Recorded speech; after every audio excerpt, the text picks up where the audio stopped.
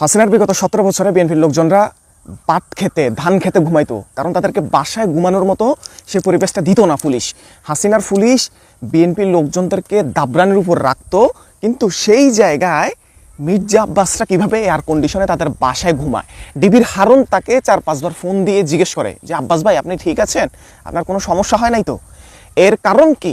এর কারণ হচ্ছে বিএনপির অন্যান্য লোকজন তারা খেয়ে না খেয়ে মারা যাক, নাইলে তারা জাহান্নামে যাক, সেটা কোনো সমস্যা না।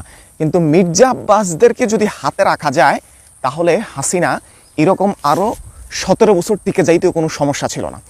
এই ঢাকা শহর, ঢাকা মহানগরকে নিয়ন্ত্রণ করতো এই মির্জা, বর্তমানে বিএনপির যে মির্জা আব্বাস, সে মির্জা আব্বাসদেরকে সামনে রেখে আওয়ামী লীগ এইসব কাজগুলো করতো।